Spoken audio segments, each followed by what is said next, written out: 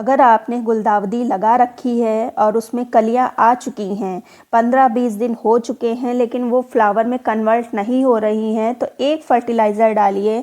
मुश्किल से 3-4 दिन में ही वो कलियां फ्लावर में कन्वर्ट हो जाएंगी। दूसरा, अगर प्लांट की पूरी कलियां खिल चुकी हैं तो उनको ज़्यादा दिन तक अपने पास कैसे सुरक्षित रख सकते हैं, इसके बारे में बताया।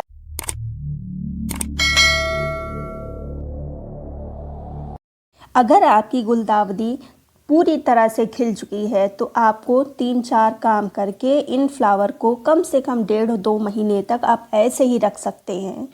तो सबसे पहले नंबर पर आता है, अगर आपके प्लांट की सारी जो कलियां हैं वो खिल चुकी हैं, तब आपको क्या करना है। और जिसमें कलियां बाकी हैं, 1-2 ही फ्लावर खिले हैं, तो क्या करें। अगर कलियां पूरी तरह से खिल चुकी हैं तो उस प्लांट को उठा के आप पार्शियल शेड में रख दें, मतलब वहाँ पर रखें जहाँ पर कोहरा ना पड़े।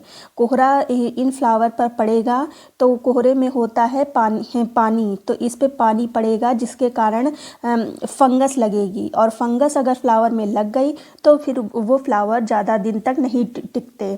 तो ऐसे ही पानी का देने का भी तरीका है, सीधे पॉट में पानी दें, इन फ्लावरों पर शावरिंग ना करें। अगर फ्लावर पर शावरिंग करेंगे तो जो फ्लावर है उसमें पानी भर जाएगा, तो जिसके कारण फंगस लग जाएगी और फ्लावर बहुत ही जल्दी फेड होने लगेंगे। तो ये चीज़ आपको करनी है। और दूसरा जो काम करना है, इसमें ना तो अधिक पानी देना है ज़्यादा, और ना ही कम, बिल्कुल सूखी मिट्टी रखनी है। जब आप सूखी मिट्टी रखेंगे या पानी ज़्यादा कर देंगे तो इनके जो फ्लावर हैं वो मुरझाने लगेंगे, बहुत समय से पहले ही मुरझा जाएंगे। मिट्टी बहुत ही सूखी रहेगी तो ये फ्लावर लटक जाएंगे, जिसके कारण आपका प्लांट खराब होने लगेगा। और अब अगर आपका प्लांट में जो कलियां हैं वो अभी पूरी तरह से नहीं खिली हैं, 1 ही 2 फ्लावर खिला है और बाकी कलियां हैं, तब कहाँ उनको रखा जाए। तो तब आप उसको फुल सनलाइट में ही रखिए, क्योंकि अगर शेड में रख देंगे तो ये जो कलियां हैं बन नहीं हैं, ये पूरी तरह से नहीं खिलेंगी, ये छोटा छोटा फ्लावर होके ही रह जाएगा और उसी में पूरा अपना लाइफ सर्किल पूरा कर देगा। तो जब तक ये कलियां पूरी अच्छे से नहीं खिल जाती तब तक इनको शेड में बिल्कुल भी नहीं रखना है, फुल सनलाइट में ही रखना है। फिर अगर अब बात आती है इसके तीसरे पॉइंट की, जो सबसे ज़्यादा ज़रूरी है, जिस पर लोग ध्यान नहीं देते।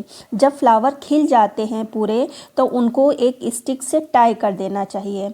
फ़ायदा ये होगा कि ये जो फ्लावर पूरे खिल जाते हैं, जिसके कारण प्लांट का जो ऊपर का भाग होता है वो भारी हो जाता है, तो प्लांट लटक जाता है।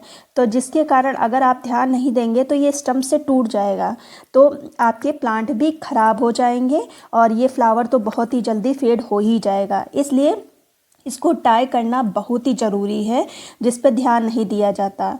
तो ये जब तक कि फ्लावर नहीं खिलते हैं तब तक आप टाई करें ना करें कोई बात नहीं, लेकिन जैसे ही फ्लावर खिलना स्टार्ट हो जाए इसको टाई करना बहुत ही ज़रूरी है। इसको है, डालिया है, ये सभी प्लांट को, ये लंबे लंबे से होते हैं, इनका फ्लावर का साइज़ बड़ा होता है, जिसके कारण इनको स्टम्प से बांधना ज़रूरी होता है। नीचे से बंध जाते हैं तो इनका लुक ही और हो जाता है, और जबकि ये ओपन रहते हैं तो अलग लुक लगता है। देखिए ये बन गया है, कितना प्यारा, बिल्कुल गुलदस्ता टाइप का लग रहा है।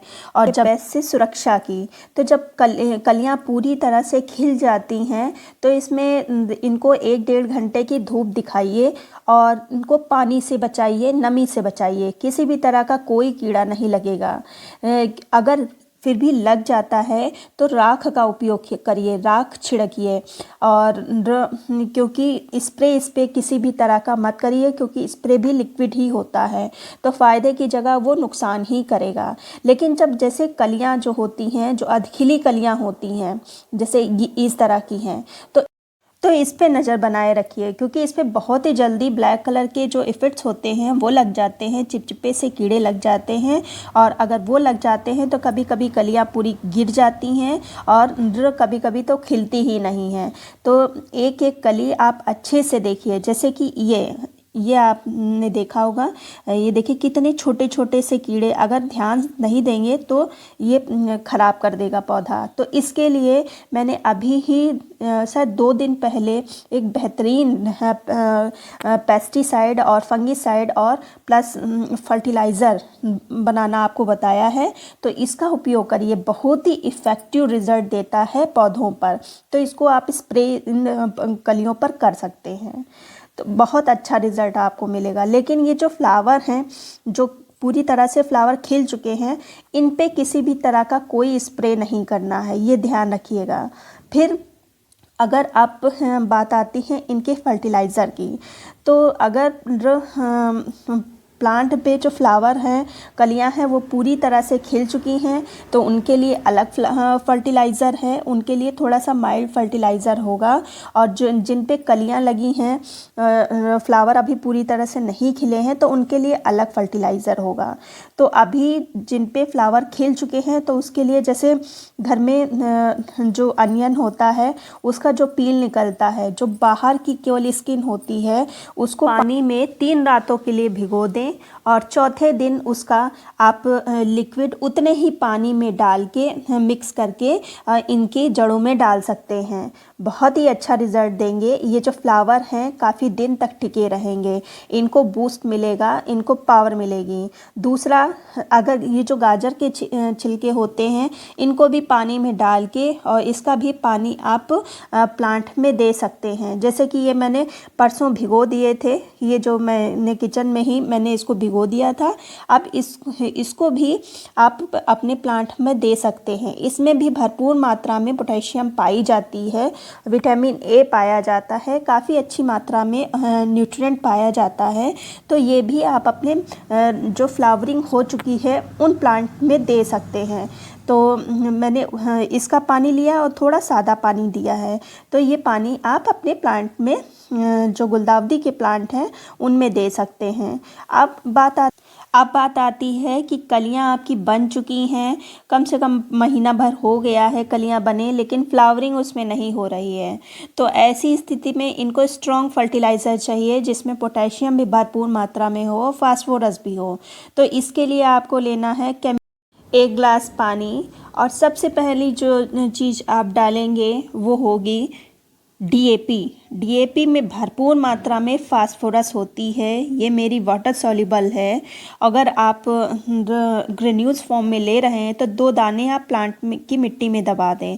फिर जो दूसरी चीज़ है ये रेड पोटास है। दोनों ही चीज़ें मैंने केमिकल ली हैं जो बहुत ही अच्छा और इंस्टेंट रिज़ल्ट देंगी। तो इसीलिए मैंने ये केमिकल का उपयोग किया है, और इन दोनों को अच्छे से मिक्स करके आप प्लांट की जड़ में डालें। आपको मुश्किल से 7 दिन में ही रिज़ल्ट देखने को मिलेगा। तो ऐसे ही मैं सभी अपने प्लांट्स पर दे दूंगी। और जहाँ तक है मैंने सब कुछ क्लियर किया है, लेकिन फिर भी कुछ कन्फ्यूज़न हो तो आप कमेंट करके पूछ लें। मैं ये पूछ सकते हैं, मैं आंसर ज़रूर दूंगी। उम्मीद करती हूँ वीडियो आपको पसंद आया होगा। अगर पसंद आया है तो एक लाइक कर दीजिए, सब्सक्राइब कर लीजिए। मिलते हैं फिर किसी